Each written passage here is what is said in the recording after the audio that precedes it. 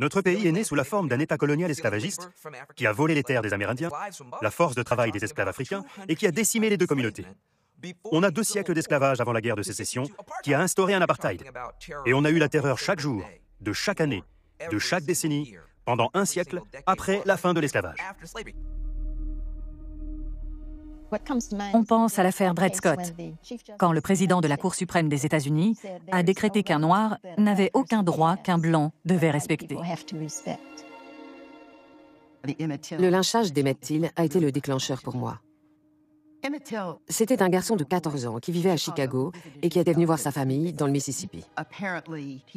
Il aurait sifflé une femme blanche dans une petite épicerie et selon son cousin, 2 hommes auraient débarqué chez son oncle en menaçant toute la famille d'une arme. Où est le garçon à la langue bien pendue? Ils l'ont tiré hors du lit, l'ont tué et l'ont mutilé.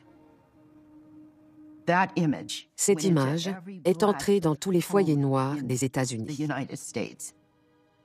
Pour moi, ça a été une mise en garde. C'est de la folie. C'est dangereux de vivre là-bas. J'avais 14 ans. Ça m'a fait peur. Mais ça m'a aussi mise en colère. 5000 Noirs ont été lynchés entre 1880 et 1940. Lynchés, pour les empêcher de voter. Les cadavres étaient pendus à des arbres. On les surnommait les fruits étranges. Quand les gens passaient, le message était « Reste à ta place, tu es inférieur. Tu peux perdre la vie si tu ne respectes pas mes règles. » Quand les 3 militants pour les droits civiques ont été assassinés et ont disparu, en les cherchant, on a retrouvé 5, 6 ou 7 autres corps que personne n'avait déclarés à la police. C'était la routine qu'un noir disparaisse. Violemment. Ça a commencé comme un dimanche matin normal. Le catéchisme était presque terminé quand notre pasteur a fait une annonce. Il y avait eu un attentat contre l'église baptiste de la 16e rue. On savait qu'on défiait des gens mauvais. Qu'ils soient au pouvoir ou non, riches ou pauvres, ça ne faisait aucune différence. Le problème, c'était, pouvons-nous dépasser ce mal qu'est le racisme? Dépasser cette maladie qui consiste à se sentir supérieur aux autres. Hoover n'aimait pas Martin Luther King. Il le détestait. On savait que tout ce qu'on faisait était espionné par John Edgar Hoover et le FBI. Ma maison était sur écoute, l'église de Birmingham aussi. Un jour, Ralph a mis le micro sur le pupitre et il a dit « Écoute, bidule, je veux que ce soit clair. Je me fiche que ce soit George Wallace, le FBI, le président Johnson ou quelqu'un d'autre. Toi qui m'écoutes, dis-leur bien, on sera libre. » Sa position était que les autres devaient savoir la vérité, pour qu'il n'ait pas à inventer de mensonges. La transparence de notre mouvement était l'une de ses forces. Il était à Atlanta, il prêchait dans l'église de son père. Martin Luther King a mené un groupe de gens jusqu'en haut du pont, et quand ils sont arrivés de l'autre côté, encore une fois, il y avait les policiers d'État avec leurs matraques et leurs chevaux.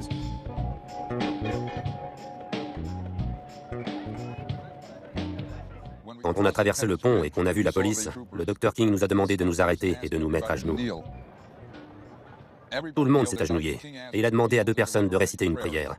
We are not about to turn around. Yes, sir. We are on the move now. Yes, sir. Yes, we are on the move, and no wave of racism can stop us. Yes, sir. How long? Not long. Because the arc of the moral universe is long, but it bends toward justice. Yes, because mine eyes have seen the glory of the coming of the Lord. Yes, He's trampling out the village where the grapes of wrath are stored. Yes, sir. He's loosed the fateful lightning of his terrible swift sword. Yes, his truth is marching on. Yes, he has sounded forth the trumpet that shall never call retreat. He is sifting out the hearts of men before his judgment seat. Oh, be swift, my soul, to answer him. Be jubilant, my feet. Ce que Martin Luther King a montré, c'est le pouvoir du spirituel. C'est-à-dire qu'en opérant au niveau de la spiritualité, on peut accomplir des choses qui sont inaccessibles sur le plan politique ou économique. C'était une manière de changer le monde. Martin Luther King avait conscience que la discrimination et l'oppression dans les villes du Nord étaient aussi aiguës que dans le Sud. Les meurtres et les agressions de là-bas n'étaient pas différents des lynchages dans le Sud. Il a combattu les restrictions immobilières imposées aux Noirs. Il a dit « Je n'ai jamais vu un tel racisme ». On a commencé à manifester jusqu'au quartier blanc. Les Blancs se sont mobilisés contre nous. Ils nous lançaient les briques et les bouteilles sur fond de peur raciale.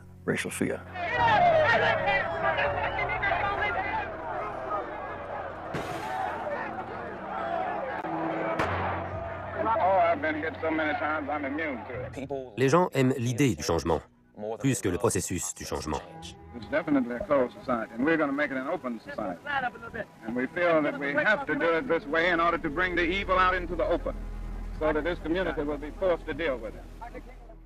Chicago ne lui a pas donné l'amour et le soutien qu'il imaginait.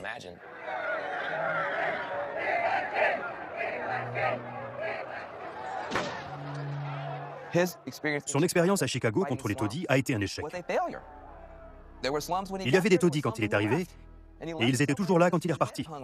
I think it's one of the most tragic pictures of man's inhumanity to man that I've ever seen. I've been in Mississippi and Alabama, but I can assure you that the hatred and the hostility here are really deeper than what I've seen in Alabama and Mississippi. Ça a changé la vision du Dr. King sur le problème. Ce n'était pas simplement des lois injustes et des gens racistes, mais un mal spirituel profond qui rongeait le pays. En 1963, au moment de la marche sur Washington et du discours « J'ai fait un rêve », c'était la première fois que les gens voyaient à la télé ou dans la presse un prêcheur baptiste. Donc, ils ont été électrisés par son éloquence et son charisme. Ils se sont dit « Bon sang, quel homme extraordinaire !» Moins de 4 ans plus tard, il a fait un discours contre la guerre du Vietnam, intitulé « Il est temps de briser le silence ». A time comes when silence is betrayal. That time has come for us in relation to Vietnam. C'était un discours incroyable et très complet sur ce qui posait problème dans cette guerre. A nation that continues year after year to spend more money on military defense than on programs of social uplift is approaching spiritual death. Mais après avoir dit ça, le Dr. King a été ostracisé. Il est devenu l'un des leaders les plus impopulaires des États-Unis. Cet homme, qui avait été porté au nu et couronné du prix Nobel de la paix, n'était plus vraiment un héros, mais avant tout une menace. Il était le noir le plus dangereux des États-Unis d'Amérique, selon les mots du FBI. Le président de la NAACP et le président de l'Urban League l'ont désavoué. All such devotions to another ideal inevitably detract from the main show. The main show for us is right here, civil rights. Tout le mouvement pour les droits civiques lui a tourné le dos. The day of Martin Luther King's nonviolence has come to an end. The real problem with violence is that we have never been violent. We have been too nonviolent. This war is damaging the soul of our nation, and it is diverting attention from civil rights. So I don't see how anybody can fail to see the interrelatedness of the two issues. Il a dit, peut-être que je devrais prendre ma retraite. Peut-être que je devrais laisser tomber. Peut-être que je devrais faire la grève de la faim. Mais j'y ai bien réfléchi. Je ne peux pas arrêter. Les autres n'ont jamais baissé les bras, les militants d'autrefois. Frédéric Douglass n'a jamais renoncé. Harriet Tubman n'a pas renoncé. Je ne pourrais pas les regarder en face si je vais au ciel après avoir arrêté. We are going more and more to the depths and I should say to the doom that follows arrogance of power. Et il avait de bonnes raisons de se faire du souci. Il a traversé des phases de profonde dépression, pendant lesquelles il était très fataliste. Je me souviens en avoir discuté avec son médecin à New York, qui a recommandé qu'il prenne rendez-vous avec un psychiatre. Il est hors de question que je laisse le Dr. King consulter un psychiatre. Je refusais de courir le risque qu'un psychiatre inconnu, quelle que soit son identité, soit ensuite approché par ceux qui voulaient nuire au Dr. King, et notamment le FBI. Parce que le FBI était dirigé par un psychopathe. John Edgar Hoover était un psychopathe et un raciste pur et dur.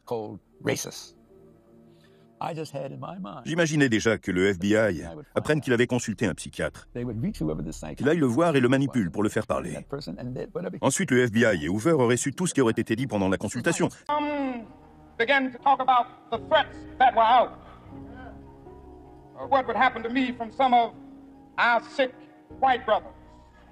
Quand il avait suivi les funérailles de Kennedy à la télévision avec sa femme, Martin Luther King avait dit à Coretta « C'est comme ça que je vais être assassiné ». Il regarde de tous les côtés parce qu'il est attaqué de toutes parts. Je ne sais pas s'il cherchait un tireur, ou un militant noir qui allait le provoquer, ou un raciste blanc qui allait se lever et lui faire sauter la cervelle.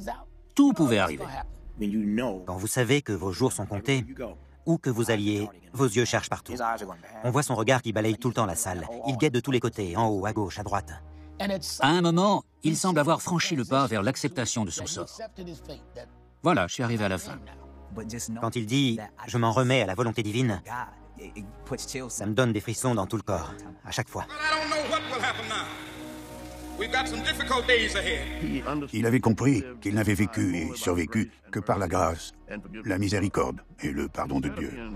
Au lieu d'être déprimé et d'avoir peur de la mort, je crois qu'il est allé à Memphis parce qu'il avait réalisé que son heure était venue et qu'il ne voulait pas se trouver à New York ou Washington quand ça arriverait, mais être avec les pauvres.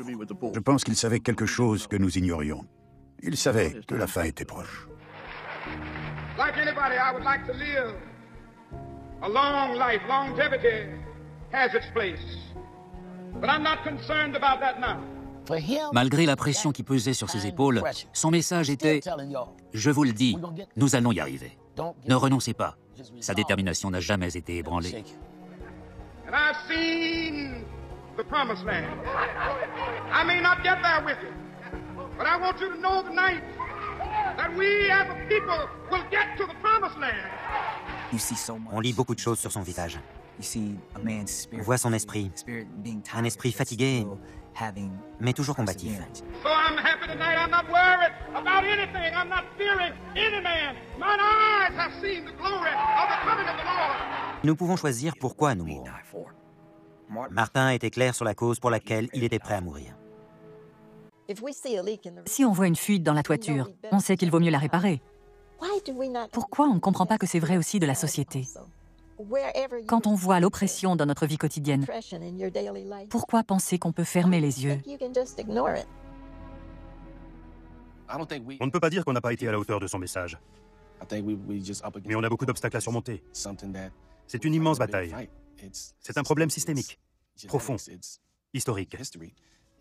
On devra toujours mener ce combat. Aujourd'hui, il reste un symbole d'espoir. On se dit qu'on peut changer le monde.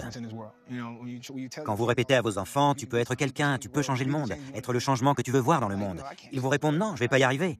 Mais là, vous pouvez leur dire, regarde Martin Luther King, il a réussi, il était comme toi et moi.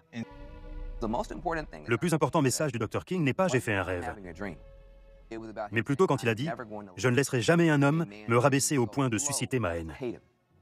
C'était sa prise de position sur sa propre humanité, sa propre dignité et sa foi dans la dignité des Noirs et des peuples opprimés. Il disait « quoi qu'ils nous fassent, nous ne deviendrons pas comme eux ». Cet héritage, en substance, c'est la justice pour tous.